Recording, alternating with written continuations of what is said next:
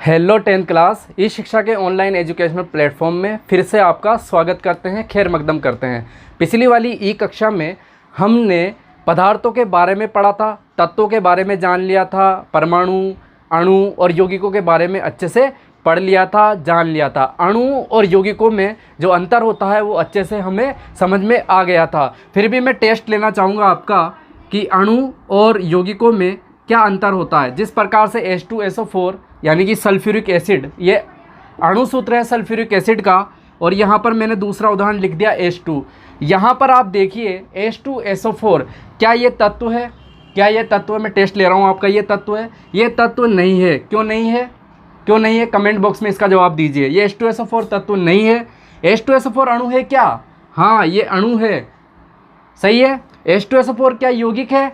यौगिक है, H2SO4 यौगिक है। बात करते हैं दूसरे एग्जाम्पल की, H2 की, यानी कि हाइड्रोजन गैस की। क्या H2 तत्व है? हाँ है। क्या H2 अणु है? हाँ है। क्या H2 यौगिक है? क्या H2 यौगिक है? नहीं, H2 यौगिक नहीं है। H2 यौगिक क्यों नहीं है? इसका जवाब मुझे दीजिए कमेंट बॉक्स के अंदर, यूट्यूब के कमेंट बॉक्स में मुझे जवाब चाहिए इसका। मैं समझना चाहता हूँ कि भाई आप कितना पढ़ पा रहे हो, कितना समझ पा रहे हो, मुझे भी तो देखना है भाई, सही है। तो H2SO4 तत्व नहीं है, अणु है और यौगिक भी है। लेकिन जो H2 है वो तत्व है, अणु है, लेकिन यौगिक नहीं है। इस प्रकार से हमने अणु और यौगिक में स्पष्ट रूप से अंतर देख लिया था। क्या हमें एक वाक्य भी कहा था, हमने वहाँ पर एक वाक्य कहा था कि जो प्रत्येक यौगिक होते हैं वो अणु जरूर होते हैं। प्रत्येक यौगिक अणु होता है, बिल्कुल फिक्स है, प्रत्येक यौगिक अणु होता है, लेकिन प्रत्येक अणु यौगिक हो ये आवश्यक नहीं है। जैसे यहाँ पर देखिए, अगर H2SO4 जो है वो यौगिक है, तो अगर यौगिक है तो वो अणु जरूर होगा। अगर यहाँ पर यौगिक का टिक लगाएगा तो बिल्कुल वो क्या होगा? अणु होगा। लेकिन प्रत्येक अणु यौगिक हो ये आवश्यक नहीं है। देखो H2 अणु है लेकिन ये यौगिक नहीं है। तो ये अणु और यौगिक में स्पष्ट रूप से विभेद आपको समझ में आ गया होगा। आज हम इस कक्षा में पदार्थों की अवस्थाओं के बारे में और पदार्थों में होने वाले परिवर्तनों के बारे में अध्ययन करने वाले हैं। तो पढ़ें। तो इस कक्षा में हम पदार्थों के रूपों को जानने के बाद, जैसे कि हमने पिछली कक्षा में जान लिया था अणु, परमाणु, तत्वों और यौगिकों के बारे में, पदार्थों की अवस्थाओं का अध्ययन करेंगे और पदार्थों में रूपांतरण यानी कि जो परिवर्तन होते हैं उनके बारे में भी जानेंगे। तो सबसे पहले अपन पढ़ते हैं पदार्थों की अवस्थाओं के बारे में। पदार्थों की भौतिक अवस्थाएं, पदार्थों की भौतिक अवस्थाओं के बारे में जानकारी लेना आवश्यक है। और ये छोटी कक्षाओं में आपने भौतिक अवस्थाओं के बारे में पढ़ लिया होगा वैसे पहले ही। पदार्थों की भौतिक अवस्थाएं, बताइए भाई कितनी अवस्थाएं होती है पदार्थों की? तो आपका जवाब होगा, बिल्कुल सही जवाब है, 3 अवस्थाएं होती है। कितनी अवस्थाएं होती है? 3 अवस्थाएं। मूल रूप से पदार्थों की 3 अवस्थाएं होती है। फिर भी जैसे आगे की जो क्लासेज हैं अपन की, उसमें अपन समझेंगे प्लाज्मा अवस्था भी होती है, बोस आइंस्टीन कंडेंसेशन एक अवस्था होती है पदार्थ की। लेकिन मुख्य रूप से जो होती है पदार्थों की 3 अवस्थाएं होती है। कौन कौन सी होती है 3 अवस्थाएं? अगर अपन बात करें तो पदार्थों की जो 3 अवस्थाएं होती है उनमें सबसे पहली है ठोस अवस्था होती है। दूसरी अगर बात करें तो होती है द्रव अवस्था। और तीसरी अगर बात करें तो होती है गैसीय अवस्था। कौन सी अवस्था? गैसीय अवस्था या गैस अवस्था। यानी कि पदार्थों की मूल रूप से 3 अवस्थाएं पाई जाती है, ठोस अवस्था, द्रव अवस्था और गैस अवस्था। ठोस अवस्था इंग्लिश में बोलते हैं सॉलिड स्टेट बोलते हैं इंग्लिश में। द्रव अवस्था लिक्विड स्टेट बोला जाता है। और गैस अवस्था को गैसियस स्टेट या गैस स्टेट बोलते हैं, सही है। तो यहाँ पर ठोस अवस्था, द्रव अवस्था और तीसरी है गैसीय अवस्था। यानी कि पदार्थ 3 अवस्थाओं मुख्य रूप से पाए जाते हैं। अच्छा, यहाँ पर आपको डिफरेंट भी देखने को मिलेगा। डिफरेंट है 2 चीज़ों में, एक तो होता है शब्द द्रव्य, एक होता है शब्द द्रव। तो द्रव्य और द्रव में अंतर है, यहाँ पर देख लेना। द्रव्य का मतलब होता है मैटर, मैंने पहले ही बता दिया था कि पदार्थ को द्रव्य भी कहा जाता है। और द्रव का मतलब होता है लिक्विड, सही है। तो पदार्थ को द्रव्य भी कहते हैं, जबकि पदार्थ की भौतिक अवस्था, एक भौतिक अवस्था जिसका नाम है द्रव। तो द्रव्य और द्रव में ये अंतर है। ये तो पदार्थ की अवस्था है, द्रव क्या है? पदार्थ की एक अवस्था है, जबकि द्रव्य खुद पदार्थ है। पदार्थ को द्रव्य कहते हैं। तो यहाँ पर थोड़ा सा डिफरेंट कर लेना द्रव्य और द्रव के अंदर।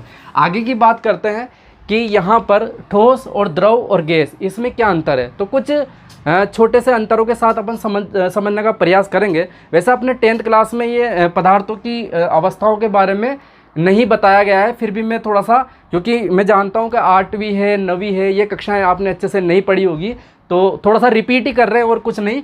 तो ठोस द्रव और गैस में थोड़ा सा डिफरेंट होता है, तो मैं बताना चाहूँगा ठोस द्रव गैस पदार्थ की जो अवस्थाएं होती हैं उनमें क्या डिफरेंट होता है। तो यहाँ पर क्या होता है कि जो ठोस के जो कण होते हैं, अब ठोस के कण, ठोस एक प्रकार का पदार्थ की अवस्था ही पढ़ रहे हैं, तो ठोस के कण का मतलब ये हुआ कि वो जो कण है ना, ठोस के कण का मतलब ये है, जो कण शब्द का यूज कर रहा हूँ, अब वो कण क्या हो सकते हैं, तत्व भी हो सकते हैं, परमाणु भी हो सकते हैं, सही है, परमाणु भी हो सकते हैं, वो अणु भी हो सकते हैं कण, या फिर वो यौगिक भी हो सकते हैं। यानी कि जो ठोस के कण जो होते हैं, अब वो डिपेंड करता है वो पदार्थ किससे मिलकर बना है, अणु से मिलकर बना है, यौगिक से मिलकर बना, परमाणु से मिलकर बना है, या तत्व से मिलकर बना है। तो उस आधार पर अपन कह रहे हैं कि कण जो पदार्थ बना हुआ है ना, उसके कण के बारे में बात कर रहे हैं। तो यहाँ पर क्या होता है, ठोस अवस्था में पदार्थ के कण बिल्कुल ही पास पास होते हैं। जैसे कि एक कण है पदार्थ का, ये दूसरा कण है, ये तीसरा कण है और ये चौथा कण है। तो इस प्रकार से पदार्थ के जो कण होते हैं ना, ठोस पदार्थों में जो पदार्थों के कण होते हैं वो बिल्कुल पास पास होते हैं, बिल्कुल आपस में सटे हुए होते हैं, आपस में लगे हुए रहते हैं। इनके बीच की दूरी जो होती है बिल्कुल न्यूनतम या शून्य होती है, सही है। तो ये ठोस प्रकार के पदार्थों में जो कणों की जो व्यवस्था होती है ना, वो बिल्कुल पास पास होते हैं कण, सही है। द्रव अवस्था की बात करते हैं, तो यहाँ पर ठोस अवस्था की अपेक्षा द्रव अवस्था में जो कण होते हैं ना पदार्थ के, वो थोड़ी दूरी पर होते हैं। यानी कि इस प्रकार से, यानी कि उनके बीच में देखो यहाँ पर ये दूरी पाई जा रही है, यानी कि बिल्कुल सटे हुए नहीं रहते हैं, बल्कि कुछ दूरी पर होते हैं। तो द्रव अवस्था में पदार्थ के जो कण होते हैं वो कुछ दूरी पर होते हैं, यानी कि बिल्कुल आपस में पास पास नहीं होते हैं, एक दूसरे से सटे हुए नहीं होते हैं। तो यहाँ पर अपन कंपैरिजन करें तो ठोस में तो बिल्कुल पास पास है, जबकि द्रव में जो कण होते हैं पदार्थ के वो थोड़े दूर दूर होते हैं। अब बात करते हैं गैसीय अवस्था की, यानी गैस अवस्था में क्या होता है। तो यहाँ पर जो पदार्थ के कण होते हैं बिल्कुल दूर दूर होते हैं, बहुत ही ज़्यादा दूर दूर होते हैं। इस प्रकार से देखो यहाँ पर जो पदार्थ के जो पार्टिकल्स है, जो कण है, अब ये पदार्थ के जो कण है वो तत्वों के रूप में, वो पदार्थ डिपेंड करता है पदार्थ कैसे किस रूप में बना है, तत्व के रूप में बना हुआ है, या परमाणु से मिलकर बना हुआ है, या अणु से मिलकर बना हुआ है, या यौगिक से मिलकर बना हुआ है। तो वो डिपेंड करता है कण कौन सा है। तो यहाँ पर जो कण है, ये पार्टिकल्स है, वो बहुत ज़्यादा दूरी पर होते हैं। यानी कि ठोस पदार्थों में कणों के बीच की दूरी बहुत ही कम होती है, न्यूनतम दूरी होती है। यहाँ पर थोड़ी ज़्यादा होती है और यहाँ पर तो बहुत ज़्यादा होती है। तो यहाँ पर कणों के मध्य की ये क्या है, कणों के मध्य की दूरी के आधार पर अपन ने डिफरेंट किया ठोस, द्रव और गैस के अंदर। बात करते हैं आकार की। यहाँ पर तो पहला पॉइंट अगर लिखना चाहे तो अपन का ये हो जाएगा कणों की व्यवस्था। तो कणों की व्यवस्था देखो, यहाँ पर ये पास पास होते हैं और बिल्कुल संगठित होते हैं, यहाँ पर थोड़ी दूरी है और यहाँ पर बहुत ज़्यादा दूरी है। ये कणों की व्यवस्था की बात करी। अगर अपन बात करें आकार की, तो ठोसों का आकार जो होता है ना वो फिक्स होता है, निश्चित आकार होता है ठोसों का। क्या होता है, आकार बिल्कुल फिक्स होता है, निश्चित होता है, निश्चित आकार में पाए जाते हैं ठोस। तो ठोस जो पदार्थ की अवस्था है ठोस, उनका जो आकार होता है वो बिल्कुल फिक्स होता है, निश्चित होता है। जैसे कि अपन बात करें, अगर अपन बात करें NaCl यानी कि नमक की, तो नमक का जो आकार होता है, उसका जो क्रिस्टल होता है उसका आकार होता है क्यूबिक शेप।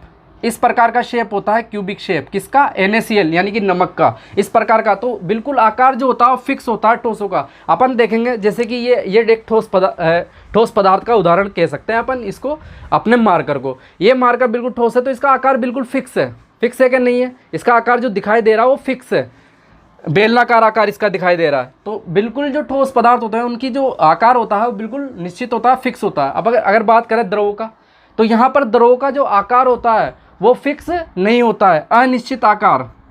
द्रव का आकार जो होता है वो अनिश्चित होता है, फिक्स नहीं होता, निश्चित आकार नहीं होता है। द्रव को अपन जिस पात्र में डालते हैं उस पात्र का ही वो आकार ग्रहण कर लेता है। जिस प्रकार से अगर मैं पानी को ले लूँ, तो पानी को 1 लीटर की बोतल में डालूंगा, मैं किस में डालूंगा, 1 लीटर की अपने पास ये है बोतल, और यहाँ पर ये अपने पास एक पात्र है, इस प्रकार का पात्र है। अब 1 लीटर देखो, यहाँ पर जो द्रव अवस्था है, पानी को ले लिया तो यहाँ पर 1 लीटर बोतल में डाला तो बोतल का आकार ग्रहण कर लेगा। और अगर इस पानी को 1 लीटर पानी को ही अगर मैंने इस पात्र में डाल लिया तो इस पात्र का आकार ग्रहण कर लेगा। यानी कि पात्र के अकॉर्डिंग वो अपना आकार बदल लेता है, यानी कि आकार जो होता है वो फिक्स नहीं होता। द्रव अवस्था का, पदार्थ की द्रव अवस्था का जो आकार होता है वो निश्चित नहीं होता है। इस प्रकार से अपन समझ सकते हैं। आगे बात करें गैसीय अवस्था की, तो गैसीय अवस्था का आकार भी अनिश्चित होता है। गैस को किसी भी पात्र में भरेंगे, जिस किसी पात्र में भरेंगे, जिस प्रकार से द्रव को जिस किसी पात्र में भरेंगे उसी का आकार वो ग्रहण कर लेता है।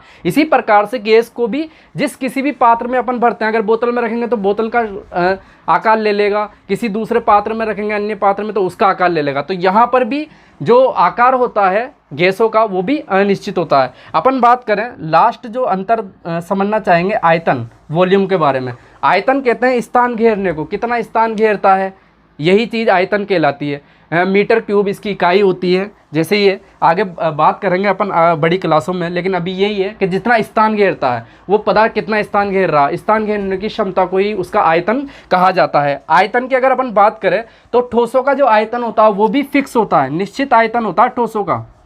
ठोसों का जो आयतन होता है वो निश्चित होता है, बिल्कुल फिक्स है, आकार भी फिक्स है और उसका आयतन भी फिक्स है। अगर वो 1 लीटर है, या मतलब अपन जैसे कि अगर सॉलिड के अंदर 1 सेंटीमीटर क्यूब है, जैसे कि यहाँ पर लंबाई चौड़ाई और ऊंचाई क्या है, लंबाई चौड़ाई ऊंचाई 1 सेंटीमीटर है, तो इसका जो आयतन होगा, अगर इस मैं एक बॉक्स ले लेता हूँ, घनाकार बॉक्स जो ठोस है, घनाकार बॉक्स लिया गत्ते का, वो ठोस है, उसकी लंबाई चौड़ाई और ऊंचाई कितनी है, 1 सेंटीमीटर है, तो उसका आयतन होगा 1 सेंटीमीटर क्यूब। ये फिक्स हो जाएगा, 1 सेंटीमीटर क्यूब उसका आयतन होगा। तो यानी कि आयतन जो होता है वो फिक्स होता है। कहा ना अपन ने आयतन निश्चित होता है ठोसों का, लेकिन द्रवों का आयतन क्या इसमें फिक्स होता है? हाँ, द्रवों का आयतन भी फिक्स होता है। देखो समझते हैं यहाँ पर कैसे होता है निश्चित।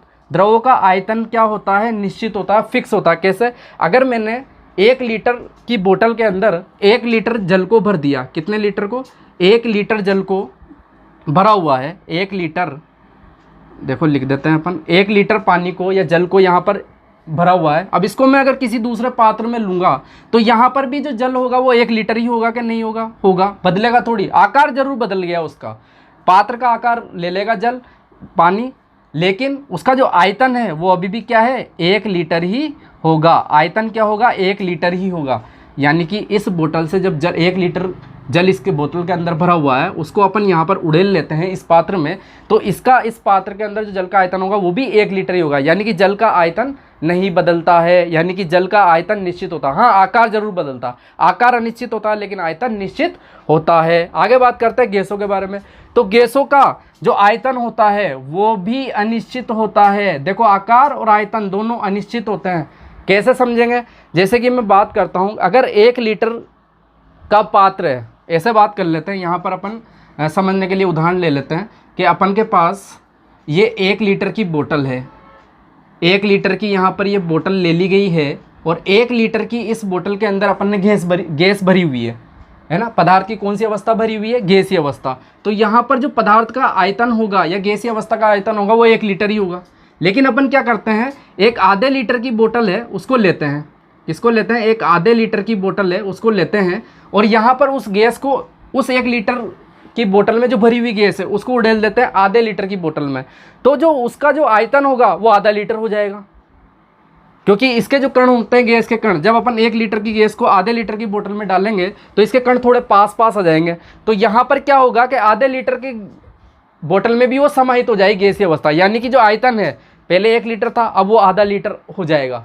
क्या हो जाएगा? आधा लीटर। यानी कि आयतन भी क्या होता है, यहाँ पर फिक्स नहीं होता। गैस का आकार भी फिक्स नहीं है, जिस पात्र में रखोगे उस पात्र का आकार ग्रहण कर लेगी, और यहाँ पर आयतन भी फिक्स नहीं है। 1 लीटर की बोतल से अपन आधे लीटर की बोतल में डालेंगे तो उसका जो आयतन है वो बदल जाएगा। यहाँ पर आकार बिल्कुल फिक्स है, आकार फिक्स नहीं है। द्रव अवस्था का भी आकार फिक्स नहीं होता, निश्चित होता, लेकिन इसका आयतन फिक्स होता है। अगर 1 लीटर जल भरा हुआ है उसको किसी दूसरे पात्र में देंगे तो भी वो जल जो है 1 लीटर ही होगा, लेकिन उसका आकार बदल जाएगा क्योंकि आकार अनिश्चित है। यहाँ पर उसका आकार बोतल शेप का होगा, जबकि जो पात्र में जिस पात्र में लिया है, यहाँ पर जिस पात्र में डालेंगे उस पात्र का आकार वो ग्रहण कर लेगा। यानी कि यहाँ पर आकार अनिश्चित होता है। जबकि ठोस अवस्थाओं में निश्चित आकार होता है और आयतन भी बिल्कुल फिक्स होता है। तो ये आपको ठोस, द्रव और गैस में थोड़ा सा डिफरेंट समझाया गया है। इसके बाद अपन बात करेंगे पदार्थों में होने वाले परिवर्तनों के बारे में। तो अपन बात करने वाले हैं पदार्थों में होने वाले परिवर्तनों के बारे में। तो यहाँ पर देखिए पदार्थों में किस प्रकार से परिवर्तन होता है। पदार्थों में परिवर्तन, इसको अपन समझेंगे। पदार्थों में परिवर्तन किस प्रकार से होते हैं।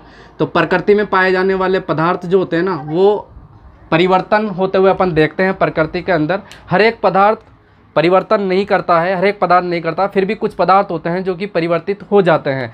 जिस प्रकार से अपन उदाहरण के रूप में कहना चाहेंगे कि वर्षा ऋतु में, बरसात के टाइम पे अगर अपन किसी लोहे की वस्तु को बाहर रख दें खुले वातावरण में, तो कुछ दिनों बाद हम देखेंगे कि उस लोहे की वस्तु में जंग लग जाता है। इसी प्रकार से दूध से दही का जमना, इसी प्रकार से दूध का फटना, ये सब क्या होते हैं, ये पदार्थों में परिवर्तन होते हैं। यानी कि पदार्थों का एक रूप से दूसरे रूप में बदल जाना और दोनों रूपों में स्पष्ट रूप से अंतर होना। दूध का दही में बदलना और दूध और दही में स्पष्ट रूप से अंतर पाया जाता है।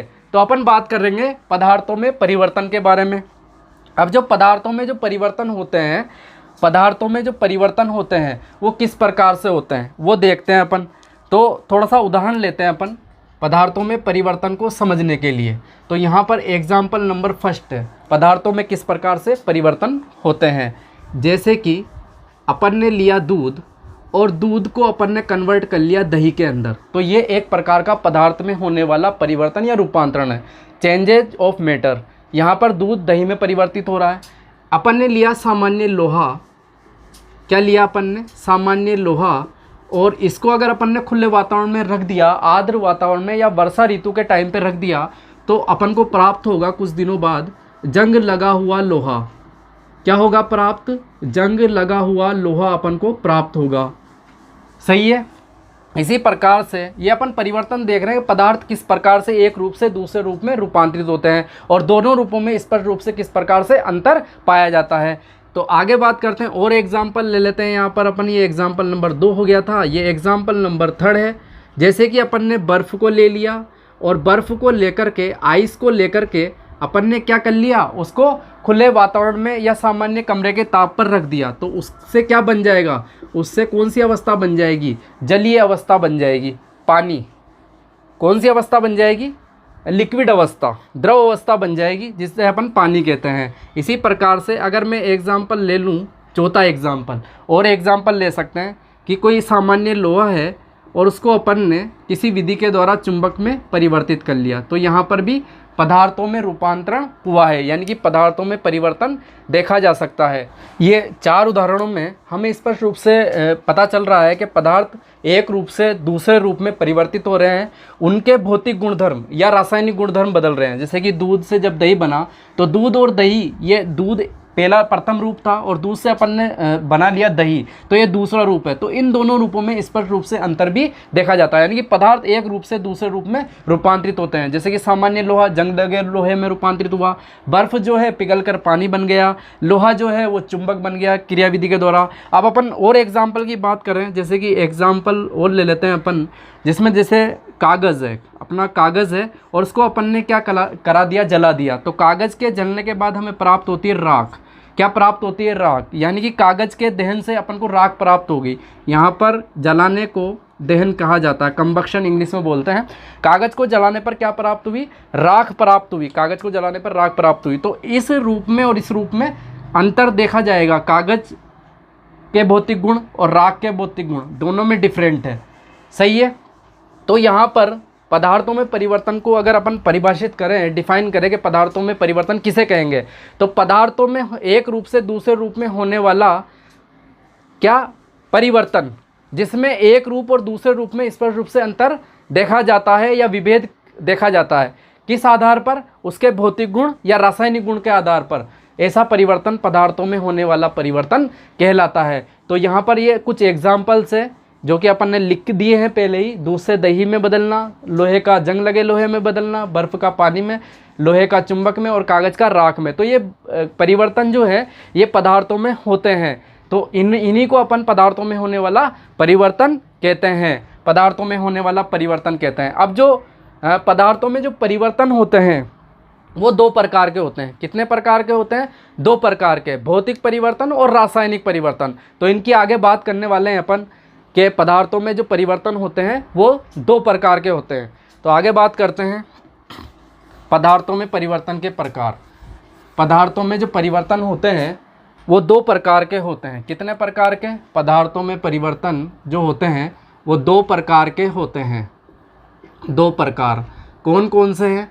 एक है अपन का रासायनिक परिवर्तन। कौन सा परिवर्तन? रासायनिक परिवर्तन।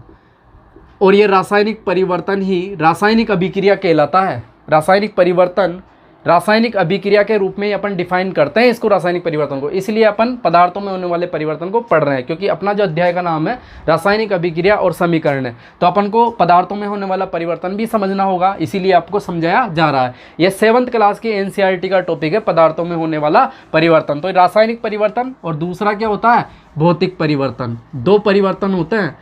तो पदार्थों में जब भी परिवर्तन होगा तो या तो वो रासायनिक परिवर्तन होगा या फिर भौतिक परिवर्तन होगा, फिजिकल चेंजेज। ये होता है केमिकल चेंजेज और ये होता है भौतिक परिवर्तन, यानी कि ये होता है रासायनिक परिवर्तन यानी कि केमिकल चेंजेज, और ये भौतिक परिवर्तन यानी कि फिजिकल चेंजेज। अब अपन बात करेंगे रासायनिक परिवर्तन और भौतिक परिवर्तन में क्या अंतर है। थोड़ा सा अंतर देख लेते हैं। तो यहाँ पर आप देखना, जब भी क्लास हो 3 चीज़ों को ओपन रखना, खुल कर रखना। कानों को क्यों? सुनने के लिए, ताकि आप अच्छे से सुनो मैं क्या बोल रहा हूँ। आँखों को इसलिए कि देखो आप कि क्या लिखा जा रहा है, और मस्तिष्क को इसलिए कि जो भी पढ़ाया जा रहा है उसे आप कैप्चर कर सको, मेमोराइज कर सको और समझ सको, समझने के लिए। तो 3 चीज़ें हैं, कान, आँख और मस्तिष्क। इनको खोल के रखो, ओपन करके रखो। तो दो प्रकार का होता है पदार्थों में परिवर्तन, रासायनिक परिवर्तन और भौतिक परिवर्तन। तो जब भी कभी पदार्थ में परिवर्तन हो रहा है तो वह या तो रासायनिक परिवर्तन हो रहा होगा या फिर भौतिक परिवर्तन हो रहा होगा। रासायनिक परिवर्तन को समझते हैं, तो एग्जाम्पल लेते हैं अपन, दो एग्जाम्पल लेते हैं, दोनों के एक बार में ही समझ में आ जाएगा, थोड़ा ध्यान दे। तो एग्जाम्पल नंबर फर्स्ट है दूध से दही का बनना। दूध से दही का बनना। और दूसरा एग्जाम्पल ले लेते हैं कागज़ से। कागज़ को अगर जला दे तो उससे क्या बनती है? बिल्कुल सही जवाब, राख बन जाती है। कागज़ का दहन करने पर राख बन जाती है। यहाँ पर भौतिक परिवर्तन के रूप में भी ले लेते हैं अपन, जैसे कि एग्जाम्पल नंबर फर्स्ट ले लेते हैं बर्फ़ से पानी का बनना। किसका बनना? पानी का बनना। सही है। अच्छा, पदार्थों की तीनों अवस्थाओं में पाया जाता है। पदार्थ की तीनों अवस्था में जल जो होता है ना, जल H2O पदार्थों की तीनों अवस्थाओं में पाया जाता है। H2O जो जल होता है ना, H2O जल कहते हैं, सूत्र है H2O जल। तो ये तीनों अवस्थाओं में, तीनों भौतिक अवस्थाओं में पाया जाता है। जिस प्रकार से ठोस अवस्था की बात करेंगे अपन, द्रव अवस्था की बात करेंगे अपन, और गैसीय अवस्था की बात करेंगे, है ना। तो जो पीने का पानी होता है वो जल की कौन सी अवस्था है? पीने का पानी जल की कौन सी अवस्था है? द्रव अवस्था, लिक्विड स्टेट। तो जल की द्रव अवस्था होती है पीने का पानी। इस पानी को अगर अपन ने फ्रीजर में रख दिया, अपने रेफ्रिजरेटर में रख दिया, तो ये पानी किस में बदल जाएगा? बर्फ़ के अंदर। तो बर्फ़ इस जल की कौन सी अवस्था हो जाएगी? ठोस अवस्था। तो जल की ठोस अवस्था कौन होती है? बर्फ़। इस पानी को अगर अपन के गैस के चूल्हे पर चढ़ा दिया और ये बॉईल होने लगा, और उससे जो भाप बनी वो क्या हो जाएगी? इसी जल की भाप कह दो या जलवाष्प बोल दो, एक ही बात है, भाप या जलवाष्प। जल की कौन सी अवस्था हो जाएगी? गैसीय अवस्था। तो जो जल होता है वो तीनों अवस्थाओं में एग्जिस्ट करता है, पाया जाता है। जल की ठोस अवस्था बर्फ़ होती है, जल की द्रव अवस्था जो पीने का पानी होता है, नॉर्मल पानी, वो होता है, और जल की जो गैसीय अवस्था होती है वो भाप या जलवाष्प के रूप में पाई जाती है। तो यहाँ पर आगे बात करते हैं अपन, ये थोड़ा समझाना था मुझे, आगे बात करते हैं। यहाँ पर एग्जाम्पल पहला लिख लिया था, दूसरा एग्जाम्पल और लिख लेते हैं। एग्जाम्पल नंबर 2, लोहा होता है अपने पास, सामान्य लोहा, और उसको अपन चुंबक में कन्वर्ट कर लें। अब यहाँ पर अंतर करते हैं अपन कि रासायनिक परिवर्तन और भौतिक परिवर्तन में क्या डिफरेंट है। डिफरेंट है यहाँ पर, तभी तो दो प्रकार बने हैं। पदार्थों में होने वाले परिवर्तनों में डिफरेंट होते हैं, रासायनिक परिवर्तन और भौतिक परिवर्तन, तभी तो दो प्रकार बने हैं। तो रासायनिक परिवर्तन और भौतिक परिवर्तन जो उसमें डिफरेंट होगा। देखो यहाँ पर डिफरेंट भी अपन समझते हैं और एक बार में समझ में आ जाएगा। दूध से दही बना, क्या बना? दूध से दही का निर्माण हुआ। इसको समझते हैं, इस पॉइंट को, ये पॉइंट अपने आप समझ में आएगा। दूसरा एग्जाम्पल, दूध से अपन ने क्या बना लिया? दही बना लिया। तो दूध से दही बनने के बाद क्या ये दही वापस से दूध में कन्वर्ट किया जा सकता है? नहीं किया जा सकता। यानी कि रासायनिक परिवर्तन में क्या होता है, स्थायी पदार्थ बनते हैं। यानी कि दूध जो एक रूप था पदार्थ का, अब वो दूसरा रूप यानी कि दही में कन्वर्ट हुआ। तो यहाँ पर दूध से दही प्राप्त करने के बाद दही से वापस से दूध नहीं प्राप्त किया जा सकता है, किया जा सकता नहीं। तो ये जो परिवर्तन होते हैं यहाँ पर वो क्या होते हैं, स्थायी परिवर्तन होते हैं। दूध से दही में परिवर्तन हुआ तो दही अब स्थायी पदार्थ बना है, अब वापस से दही से मैं दूध नहीं बना सकता। इसी प्रकार से जो कागज़ है उससे अपन ने राख प्राप्त करी, कागज़ को अपन ने जला दिया, दहन करा दिया, उससे अपन को राख प्राप्त हुई। क्या राख को वापस से कागज़ में बदला जा सकता है? नहीं बदला जा सकता। तो जो भी पदार्थ बना है, एक पदार्थ एक रूप से जो दूसरे रूप में बदला है, तो ये दूसरा जो रूप है वो स्थायी पदार्थ के रूप में पाया जाता है। तो रासायनिक परिवर्तन में ये अंतर होता है कि यहाँ पर स्थायी पदार्थों का निर्माण होता है। इधर देखा भौतिक परिवर्तन में चलता है, यहाँ पर बर्फ़ है, आइस है, और यहाँ पर ये पानी है। तो बर्फ़ को अपन ने सामान्य कमरे के ताप पर रखा तो पानी बन गया, है ना, द्रव अवस्था में आ गया। और इस पानी को वापस अगर मैं फ्रीजर में रख दूँ तो वापस से ये बर्फ़ बन जाएगा। यानी कि यहाँ पर जो रूपांतरण हुआ है या परिवर्तन हुआ है वो अस्थायी होता है। पानी को वापस से मैं बर्फ़ में बदल सकता हूँ, तो ये अस्थायी परिवर्तन है, सही है। यानी कि ये अस्थायी हुआ कि नहीं हुआ, बर्फ़ से मैंने पानी प्राप्त किया, पानी से मैं वापस से बर्फ़ प्राप्त कर सकता हूँ। यहाँ पर लोहा है, सामान्य लोहा, इसको चुंबक बना लिया मैंने विधि के द्वारा, किसी विधि के द्वारा जो छोटी क्लासों में आपने पढ़ी होगी। लोहे से, सामान्य लोहे से चुंबक बनने की जो विधि है उसको आपने छोटी कक्षाओं में पढ़ा होगा। वह समझा देना चाहूँगा कि जैसे कि एक लोहे की कील है, ये एक सामान्य लोहा है, लोहे से बनी हुई एक कील है, हमने कील ले ली है, और यहाँ पर अपन ने कील लेने के बाद एक कॉपर का वायर लिया है। कॉपर का वायर जो होता है उसके अंदर आसानी से धारा प्रवाहित हो जाती है। तो अपन ने क्या किया, यहाँ पर ले लिया कॉपर का वायर। अब ये कॉपर के वायर को इस लोहे की कील पर स्प्रिंग के समान लपेट दिया। लपेटने के बाद इसके दोनों सिरों को अपन ने किसी सेल से कनेक्ट कर दिया। इसके दोनों सिरों को किसी सेल से अपन ने कनेक्ट कर दिया। अब ये धारा का प्रवाह वगैरह ये अपन अपनी जो इकाई है, चौथी इकाई, उसके अंतर्गत अपन पढ़ लेंगे। लेकिन अभी थोड़ा समझना है कि यहाँ पर क्या हुआ कि मैंने एक कील ली और उसके चारों तरफ, जैसे कि मैंने कील ले ली, जैसे कि इसको अपन मार करो कील मान लेते हैं, तो अपन ने क्या किया, कॉपर का वायर यानी कि तार लिया और उसको चारों तरफ, इस कील के चारों तरफ उसको कुंडलित कर दिया वायर को। और वायर को कुंडलित करने के बाद अपने पास दो जो सिरे बचते हैं उन दोनों सिरों को अपन ने किसी सेल के साथ कनेक्ट कर दिया। तो यहाँ पर सेल के दो टर्मिनल होते हैं, प्लस और माइनस, उनसे अपन ने कनेक्ट कर लिया। कनेक्ट करने के बाद इसमें अपन ने धारा प्रवाहित कर ली, ठीक है। धारा का प्रवाह इसमें होने लगा, धारा प्रवाहित होने लगी। कुछ समय तक धारा प्रवाह होने के पश्चात, धारा प्रवाहित होने के पश्चात इस कील में चुंबक जैसे लक्षण आ जाते हैं। यानी कि अब ये कील अपन ने ये धारा प्रवाहित कराई, इसके बाद इस कील को यहाँ से हटा लिया, तो इस कील के अंदर, जो कील को अपन ने प्राप्त किया, अब उस कील के अंदर चुंबकत्व का गुण आ जाता है। कौन सा गुण आ जाता है? चुंबक का, सही है। तो वो क्या करती है, कील जो लोहे के जो पदार्थ होते हैं, अन्य पदार्थ, उनको अपनी तरफ आकर्षित करने लगती है। तो इस प्रकार हम कह सकते हैं लोहे का जो है रूपांतरण हो गया या परिवर्तन हो गया चुंबक में।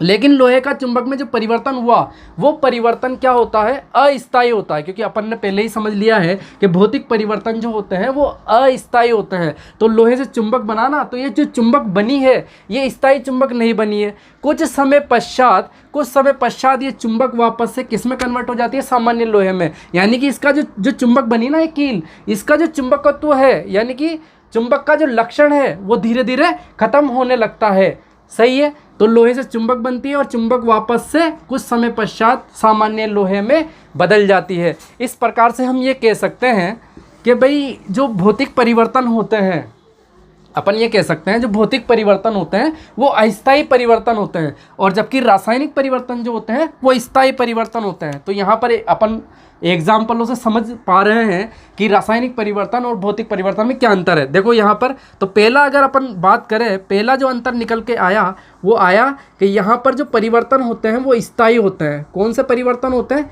स्थायी परिवर्तन, है ना। दूध से दही बना, अब दही से वापस से दूध को प्राप्त नहीं किया जा सकता, स्थायी पदार्थ बन चुका है। यानी कि ये परिवर्तन कौन से होते हैं? रासायनिक परिवर्तन स्थायी होते हैं। भौतिक परिवर्तनों की बात करेंगे तो ये भौतिक परिवर्तन क्या होते हैं? अस्थायी परिवर्तन होते हैं। क्या होते हैं? अस्थायी परिवर्तन। कैसे होते हैं? कि हम जिस प्रकार से बर्फ़ से पानी बनाया, पानी को वापस से इस द्रव अवस्था को, जल की द्रव अवस्था होती है पानी को हम वापस से अगर फ्रिज में रख दे, फ्रीज़र कर दे, तो वापस से बर्फ़ में बदल जाएगा। यानी कि ये परिवर्तन क्या होते हैं, अस्थायी होते हैं। एक और निकल के आता है, देखो दूसरा अंतर, दूसरा डिफरेंट निकल के आता है, दूध से दही बना स्थायी परिवर्तन है। जो ये परिवर्तन हुए ना रासायनिक परिवर्तन, ये एक दिशीय होते हैं। दूध से दही बना, अब दही से वापस दूध नहीं बनता, तो ये क्या होते हैं, केवल एक दिशा में चलते हैं। यानी कि ये परिवर्तन जो होते हैं ना, वो क्या होते हैं, एक दिशीय होते हैं। यानी कि एक दिशीय परिवर्तन, एक ही दिशा में चलते हैं। सही है। इसकी बात करें अपन, तो यहाँ पर बर्फ से पानी बना सकता हूँ और पानी से वापस से बर्फ बन सकती है। लोहे से चुंबक बनाया था, कुछ समय बाद ये चुंबक वापस से लोहा बन जाती है। यानी कि दोनों तरफ परिवर्तन चल रहे हैं, यानी कि द्विदिशीय परिवर्तन, यानी कि दोनों ओर चलने वाले परिवर्तन। भौतिक परिवर्तन क्या होते हैं, द्विदिशीय होते हैं, यानी कि दोनों ओर चलने वाले परिवर्तन होते हैं, द्विदिशीय परिवर्तन। समझ में आता है, द्विदिशीय परिवर्तन। इसका मतलब ये हुआ कि अपन जो ये एरो के जो चिन्ह है उसे इस प्रकार से बदल सकते हैं, इस प्रकार से। यानी कि बर्फ से पानी बना सकते हैं, रिवर्सिबल है, बर्फ से पानी बन सकता है और पानी से बर्फ बन सकता है, यानी कि दोनों तरफ परिवर्तन चलते हैं। तो इस प्रकार से हम तीर के जो चिन्ह हैं इस प्रकार से बदल सकते हैं। यानी कि लोहे से चुंबक बन गया और चुंबक से वापस से लोहा प्राप्त किया जा सकता है। यानी कि ये अस्थायी परिवर्तन होते हैं प्लस ये द्विदिशीय होते हैं, जबकि ये स्थायी परिवर्तन होते हैं और एक दिशीय परिवर्तन होते हैं। और क्या डिफरेंट है, अगर और डिफरेंस की बात करें तो देखो, दूध और दही, इसमें क्या होता है, भौतिक गुण और रासायनिक गुण दोनों बदल जाते हैं। रासायनिक परिवर्तनों में क्या होता है, भौतिक गुण प्लस रासायनिक गुण दोनों बदलते हैं। भौतिक और रासायनिक गुण दोनों चेंज होते हैं, दोनों बदलते हैं। जबकि अगर इसकी बात करूं तो यहाँ पर केवल और केवल भौतिक गुणधर्म ही बदलते हैं, रासायनिक गुणधर्म नहीं बदलते हैं। यहाँ पर भौतिक गुण बदलते हैं। अब इसको समझते हैं कैसे। यहाँ पर भौतिक गुण बदलते हैं, भौतिक गुण बदलते हैं। जब तो यहाँ पर रासायनिक परिवर्तन में भौतिक व रासायनिक गुण धर्म जो होते हैं वो दोनों बदलते हैं पदार्थ के, भौतिक व रासायनिक गुणधर्म दोनों बदलते हैं। जबकि क्या होता है, भौतिक परिवर्तन में केवल और केवल भौतिक गुणधर्म बदलते हैं। अब पहले ये जानना जरूरी है कि भौतिक गुणधर्म और रासायनिक गुणधर्म क्या होते हैं। अंतर तो लिख दिया अपन ने। तो भौतिक गुणधर्म देखो, मैं यहीं पर बताना चाहूँगा। भौतिक गुणधर्म होते हैं पदार्थों के ऐसे गुणधर्म होते हैं, जैसे कि क्वथनांक है, ये पदार्थ का भौतिक गुणधर्म है। क्वथनांक यानी कि बॉइलिंग पॉइंट, गलनांक यानी कि मेल्टिंग पॉइंट, कितने ताप पे वो गलता है, ये सब भौतिक गुणधर्म है। क्वथनांक हो गया, गलनांक हो गया, इसके अलावा उसका जो टेम्परेचर है, तापमान है, इसके अलावा तापमान के अलावा उसका घनत्व है, यानी कि वो कितना डेंस है, डेंसिटी कितनी है, गाढ़ापन कितना है, उसका घनत्व है। इसके अलावा अपवर्तनांक कितना है, प्रकाशिकी में पढ़ेंगे अपन अपवर्तनांक को, है ना, अपवर्तनांक आगे पढ़ लेंगे इसको, अपवर्तनांक क्या है उसका। इसके अलावा और भी इलास्टिसिटी यानी कि प्रत्यास्थता है, ये सभी के सभी क्या है, भौतिक गुणधर्म है। तो रासायनिक परिवर्तन में भौतिक गुणधर्म और रासायनिक गुणधर्म दोनों के दोनों रूपांतरित होते हैं। जैसे कि अगर अपन बात करें भौतिक गुणधर्म की, दूध से जब दही बनता है तो यहाँ पर भौतिक अवस्था परिवर्तित होती है। दूध है द्रव अवस्था, जबकि दही गाढ़ा हो जाता है, यानी कि ठोस अवस्था में बदल जाता है, तो भौतिक अवस्था परिवर्तित होती है। जब भौतिक अवस्था परिवर्तित होती है तो देखो घनत्व परिवर्तित हुआ कि नहीं हुआ, दूध और दही का जो घनत्व वो परिवर्तित हुआ। घनत्व, डेंसिटी, गाढ़ापन, दही ज़्यादा गाढ़ी है तो घनत्व परिवर्तन हुआ, अपवर्तनांक भी परिवर्तित हो सकता है। इस प्रकार से ये भौतिक गुणधर्म बदलते हैं जब रासायनिक परिवर्तन होता है। अब रासायनिक गुण किसे कहते हैं या रासायनिक गुणधर्म बदलते हैं, तो पहले तो रासायनिक गुण किसे कहते हैं। तो कोई भी जो पदार्थ होता है ना, वो किससे मिलकर के बना होता है, एक पर्टिकुलर, एक निश्चित अणु या यौगिक से मिलकर के बना होता है, परमाणुओं से मिलकर बना होता है। पदार्थों के बारे में अपन ने जान लिया था कि उसके पार्ट या फॉर्म या रूप अपन ने पढ़ लिए थे, अणु, तत्व, यौगिक या परमाणु। तो जिससे बना होता है तो उन अणु, तत्व वगैरह में भी परिवर्तन आ जाता है। तो जब दूध से दही बना ना, तो यहाँ पर इसका जो रासायनिक गुण है, रासायनिक गुण का मतलब ये होता है कि उस पदार्थ के अंदर जो रसायन उपस्थित है उसमें परिवर्तन आ जाना, यानी कि रासायनिक गुण में परिवर्तन आ जाना। यहाँ पर अपन समझते हैं दूध से दही कैसे बनता है, ऐसा अच्छे समझ में आ जाएगा दूध से दही कैसे बनता है। तो दूध से दही कैसे बनता है उसे समझ लेते हैं। दूध, और ये कन्वर्ट होता है किसके अंदर, दही के अंदर। अच्छा, दूध से दही कैसे घर पे ही बनाती है अम्मी, अपनी अम्मी जो है, अपनी माँ है माता श्री, वो दूध से दही बनाती है घर पर। कैसे बनाती है कि वहाँ पर क्या किया जाता है कि दूध के अंदर थोड़ा सा या तो थोड़ा सा दही मिला दिया जाता है या फिर छाछ मिला दी जाती है। दूध के अंदर जो दही मिलाया जाता है उसे आम भाषा में जामन कहते हैं, ठीक है। तो वो मिलाने पर और उसको फिर रूम टेम्परेचर पर एक सामान्य ताप पर गर्माहट वाली जगह पर रख दिया जाता है, तो दूध से क्या बन जाता है, दही बन जाता है। तो दूध के अंदर थोड़ी सी दही की मात्रा मिला देते हैं, तो फिर अपन क्या करते हैं, उसको उस दूध को एक अच्छे टेम्परेचर वाली थोड़ा से गर्म जगह पर रख दिया जाता है, तो फिर वो दही में कन्वर्ट हो जाता है, दही बन जाता है, दूध से दही बन जाता है। और फिर इस दही को बाद में फ्रिज में रख दिया जाता है ठंडा करने के लिए। अब सुनो, दूध में क्या होता है, दूध से दही परिवर्तित होता है तो इसके क्या रासायनिक गुणधर्म बदलते हैं। भौतिक गुणधर्मों की तो बात कर ली कि डेंसिटी बदल जाती है, भौतिक अवस्था बदल जाती है। भौतिक अवस्था कैसे, दूध है द्रव अवस्था में जबकि दही होता है ठोस अवस्था में। और भौतिक गुण में जैसे कि घनत्व है, उसका घनत्व बदल जाएगा। दूध जो होता है वो पतला होता है थोड़ा, और दही जो होता है वो गाढ़ापन, डेंसिटी का मतलब होता है गाढ़ापन से, सही है। तो दूध से दही कैसे बनता है, इसके रासायनिक जो परिवर्तन होता है, रासायनिक गुण कैसे बदलते हैं उसको बात करते हैं। तो यहाँ पर दूध जो पदार्थ है इसके अंदर पाया जाता है लैक्टोज शर्करा। कौन सी शर्करा पाई जाती है, लैक्टोज शर्करा। अपन रासायनिक गुणधर्म को समझने के लिए इसको समझ रहे हैं कि दूध से दही कैसे बनता है। तो इसमें क्या पाई जाती है, एक प्रकार का रासायनिक सबस्टांस यानी कि पदार्थ पाया जाता है जिसका नाम है लैक्टोज शर्करा। और ये लैक्टोज शर्करा जो होती है वो एक बैक्टीरिया होता है, एक बैक्टीरिया मतलब एक जीवाणु, एक सूक्ष्म जीव होता है जिसका नाम है लैक्टोबैसिलस। क्या नाम है, लैक्टोबैसिलस, सही है। एक बैक्टीरिया है जिसका नाम है लैक्टोबैसिलस। इस बैक्टीरिया के कारण से इस दूध में उपस्थित जो लैक्टोज शर्करा है, जो रसायन है दूध का, लैक्टोज शर्करा, सही है, दूध के अंदर उपस्थित लैक्टोज शर्करा वो बदल जाती है लैक्टिक एसिड में। किस में बदल जाती है, लैक्टिक एसिड में, सही है, यानी कि लैक्टिक अम्ल में बदल जाती है। और जैसे ही लैक्टिक एसिड में बदल जाती है, लैक्टिक एसिड में बदलते ही दूध फट जाता है और दही में रूपांतरित हो जाता है। तो दूध के अंदर पाया जाता है लैक्टोज शर्करा, जबकि दही के अंदर पाया जाता है लैक्टिक एसिड या लैक्टिक अम्ल, जो कि लैक्टोबैसिलस नामक जीवाणु की वजह से बदलता है। यानी कि लैक्टोबैसिलस जो जीवाणु होता है वो इस लैक्टोज शर्करा को जो कि दूध में उपस्थित है किस में कन्वर्ट कर देता है, किस में बदल देता है, लैक्टिक एसिड में। और जैसे ही लैक्टिक एसिड में बदलता है, देखो दूध और दही के जो रासायनिक गुण है वो अलग अलग हो जाते हैं। दूध में पाया जाता है लैक्टोज शर्करा जबकि दही में पाया जाता है लैक्टिक एसिड। तो ये यहाँ पर अपन ने बात करी किसकी, रासायनिक गुणधर्म। रासायनिक गुणधर्म का मतलब है जो पदार्थ के अंदर जो रसायन होते हैं उनमें परिवर्तन आ जाता है। वो अणु या जो पदार्थ होता है ना, पदार्थ के अंदर जो अणु है या यौगिक है वो क्रिया कर लेते हैं और दूसरे यौगिकों में बदल जाते हैं या दूसरे अणुओं में परिवर्तित हो जाते हैं। जिस प्रकार से लैक्टोज शर्करा दही के अंदर लैक्टिक एसिड में बदल जाती है, सही है। तो यहाँ पर किस में परिवर्तन आया, रासायनिक गुणों में परिवर्तन आया, क्योंकि वहाँ पर जो रसायन है, जो पदार्थ है वो परिवर्तित हुआ। दूध के अंदर जो रसायन है, जो पदार्थ है लैक्टोज शर्करा, वो परिवर्तित होकर के लैक्टिक एसिड में बदल गई। आता है समझ में, आ गया।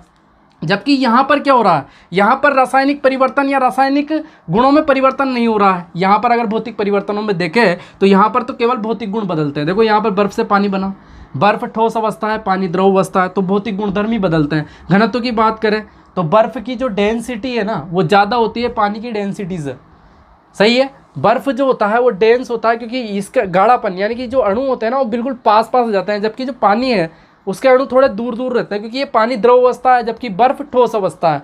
तो यहाँ पर भौतिक गुण बदलते हैं, बर्फ से पानी बदला, लेकिन रासायनिक गुणधर्म नहीं बदलते क्योंकि इसके जो रसायन है वो नहीं बदलेंगे। बर्फ का जो रसायन है H2O होता है कि नहीं होता है, यानी कि जल। पानी का भी रसायन H2O ही होता है, यानी कि यहाँ पर जो रसायन है बर्फ के अंदर H2O, सही है, वो अभी पानी के अंदर भी H2O है, यानी कि यहाँ पर जो रसायन है वो नहीं बदलते, रसायन नहीं बदलेंगे। जो बर्फ जो पदार्थ है उसका जो रसायन है वो नहीं बदलेगा तो रासायनिक गुणधर्म भी नहीं बदलेंगे। लोहा है तो इसका प्रतीक होता है Fe, तो लोहा Fe है, तो जब चुंबक बनेगा तब भी ये Fe ही रहेगा, फेरस ही रहेगा, तो लोहा लोहा ही रहेगा तब भी। इसके अंदर जो इसका केमिकल है वो चेंज नहीं होगा, इसी कारण से यहाँ पर भी रासायनिक परिवर्तन नहीं होते, यानी कि रासायनिक गुणधर्म नहीं बदलते। केवल क्या बदलते हैं, भौतिक गुणधर्म, जो कि यहाँ पर समझ लिया था। जैसे क्वथनांक बदल जाएगा, गलनांक है, तापमान है, अपवर्तनांक, प्रत्यास्थ। तापमान बदला ना, यहाँ पर बर्फ का तापमान जो होता है कम होता है, जबकि पानी का तापमान ज़्यादा होता है। जबकि यहाँ पर भौतिक गुणधर्म कौन सा बदला, चुंबकत्व वाला। लोहे का जो चुंबकत्व का गुण होता है वो कम होता है, जबकि जो चुंबक है उसका चुंबकत्व ज़्यादा होता है। यहाँ पर अपन लिख सकते हैं भौतिक गुणों में चुंबकत्व भी क्या है, एक प्रकार का भौतिक गुणधर्म है। तो यहाँ पर देखो चुंबकत्व में परिवर्तन आया है, भौतिक गुणधर्म में परिवर्तन आया, यानी कि यहाँ पर भौतिक गुण बदलते हैं जबकि रासायनिक गुण नहीं बदल रहे हैं। बर्फ अभी भी H2O है जब पानी में बदलती है, पानी क्योंकि पानी के अंदर भी H2O ही होता है, रसायन नहीं बदल रहे हैं, यानी कि रासायनिक गुणधर्म नहीं बदलते हैं। तो भौतिक और रासायनिक गुण दोनों बदलते हैं। अपन और बात करें, अगर और अंतर की बात करें तो यहाँ पर नए पदार्थों का निर्माण होता है। अगर अंतर की बात करें तो देखो यहाँ पर क्या होगा, यहाँ पर दूध से दही बना, तो यह दही जो है नया पदार्थ बना नहीं बना, तो यहाँ पर नए पदार्थ का निर्माण होता है, नए पदार्थ का निर्माण, फॉर्मेशन ऑफ न्यू मैटर, नए पदार्थ का क्या हो जाता है, निर्माण हो जाता है, क्योंकि यहाँ से दूध से दही बना। देखो दूध के अंदर लैक्टोज शर्करा थी, अब बना लैक्टिक एसिड दही के अंदर, सही है। तो यहाँ पर नए पदार्थों का निर्माण होता है, जबकि यहाँ पर नए पदार्थों का निर्माण नहीं होता है। जैसे कि H2O था तो अब पानी भी H2O ही है, तो नए पदार्थ नहीं बनते हैं, नए पदार्थ नहीं बनते हैं। एक और बात कर लेते हैं, तो यहाँ पर तो नए पदार्थ नहीं बन रहे हैं, H2O ही है, पानी भी H2O ही है, बर्फ़ भी H2O ही है, लोहा सामान्य लोहा भी फेरस है, और जो चुंबक बना वो भी फेरस ही है, सही है। आगे बात करें अपन, आगे जो बात करने वाले हैं अपन, इसमें जो होता है रासायनिक परिवर्तनों में, रासायनिक परिवर्तनों में रासायनिक संगठन बदल जाता है। इसे थोड़ा रफ कर देते हैं, है ना। क्या होता है, रासायनिक संगठन बदलता है। तो यहाँ पर अपन बात करें, 5वां नंबर आएगा अपन का अंतरों में। यहाँ पर रासायनिक संगठन बदलता है, क्या बदलता है, केमिकल कंपोजिशन, रासायनिक संगठन बदलता है, जबकि वहाँ पर रासायनिक संगठन नहीं बदलता। यहाँ पर रासायनिक संगठन बदल जाता है, चेंज हो जाता है, केमिकल कंपोजिशन चेंज हो जाता है, जबकि यहाँ पर नहीं बदलता। तो रासायनिक संगठन मैं शॉर्ट में लिख देता हूँ, रासायनिक संगठन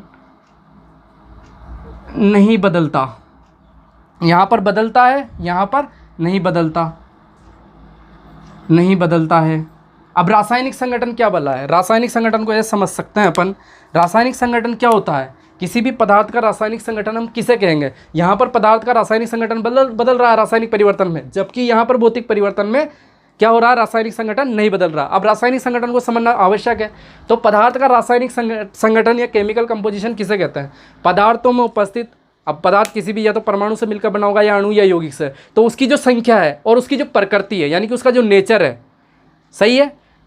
पदार्थ के अंदर उपस्थित अणु, परमाणु या यौगिकों की संख्या प्लस उसकी प्रकृति, यही क्या कहलाती है, उसका रासायनिक संगठन, कि कितनी मात्रा उसके अंदर अणु की उपस्थित है, और जो नए जो चीज़ बना उसमें कितनी मात्रा बनी। तो यहाँ पर रासायनिक संगठन का मतलब है अणु परमाणुओं की संख्या या फिर उसकी प्रकृति, और वहाँ पर जो चीज़ बनी तो वहाँ पर उसकी प्रकृति भी बदलती है। जैसे कि यहाँ पर दूध है, तो रासायनिक संगठन इसका एक फिक्स है कि इसके अंदर अणुओं की संख्या कितनी होती है, 1 मिलीग्राम में कितने अणु पाए जाते हैं, ये फिक्स है पहले से। लेकिन दही के अंदर 1 मिलीग्राम में कितने अणु पाए जाते हैं, और वो भी परिवर्तित हो सकते हैं।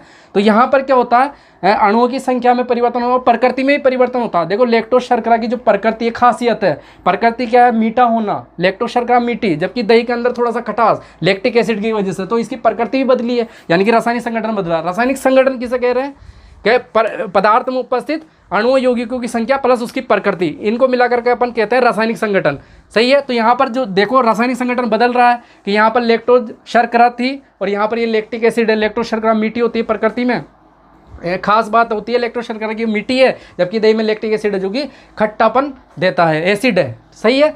तो ये इस प्रकार से अपन बात कर रहे हैं कि रासायनिक संगठन यहाँ पर तो बदल जाता है, जबकि यहाँ पर रासायनिक संगठन नहीं बदलता है। यहाँ पर पहले भी H2O ही था और अभी भी H2O है। ये बर्फ़ 1 मिलीग्राम में जितना H2O था उतना ही H2O पानी के अंदर भी होगा जब ये बदलेगा, सही है। फेरस के अंदर इस लोहा, जो लोहा है इसके अंदर फेरस के अणुओं की जितनी संख्या होगी वही चुंबक के में भी होगी जब ये लोहे से चुंबक बनेगा, यानी कि संख्याओं में अंतर नहीं आएगा। जबकि यहाँ पर संख्याओं में अंतर आता है प्लस प्रकृति में भी अंतर आता है। यहाँ पर प्रकृति नहीं बदलेगी। प्रकृति कैसे नहीं बदलेगी, ये फेरस है, अभी भी फेरस है, जबकि यहाँ पर प्रकृति भी बदली और संख्या भी बदली। लैक्टोज शर्करा थी, लैक्टिक एसिड बन गया, तो इसकी प्रकृति अलग अलग है, जबकि फेरस है, अभी यहाँ पर भी फेरस है। तो ये भौतिक परिवर्तन में रासायनिक संगठन कभी परिवर्तित नहीं होता है। यहाँ पर नए पदार्थ बनते हैं, भौतिक गुण बदलते हैं, अस्थायी परिवर्तन। देखो एक बार और रिपीट कर लेते हैं, चलो एक बार और रिपीट कर लेते हैं। रासायनिक परिवर्तन, भौतिक परिवर्तन में ये अपन ने उदाहरण लिए, ये स्थायी परिवर्तन होते हैं जबकि वो अस्थायी होते हैं। ये एक दिशीय परिवर्तन है, एक दिशा में चलते हैं, वो दोनों दिशाओं में चलते हैं। ये भौतिक और रासायनिक गुण दोनों इसका बदलते हैं। रासायनिक परिवर्तन में भौतिक गुणधर्म ही बदलते हैं और रासायनिक गुणधर्म ही बदलते हैं, जबकि वहाँ पर केवल और केवल भौतिक गुणधर्म बदलते हैं। यहाँ पर रासायनिक संगठन यानी कि पदार्थ के अणुओं परमाणुओं की संख्या जो उसके अंदर है, यौगिक की संख्या, वो प्लस प्रकृति, ये दोनों चीज़ें बदल जाती है, जबकि वहाँ पर अणु परमाणु की संख्या और उसकी प्रकृति में कोई अंतर नहीं आता है, यानी कि रासायनिक संगठन नहीं बदलता है। तो इस प्रकार से हमने पदार्थों में होने वाले परिवर्तन को जाना। तो आगे अपन बात करेंगे अगली कक्षा में पदार्थों में होने वाले रासायनिक परिवर्तन और रासायनिक अभिक्रियाओं की। धन्यवाद।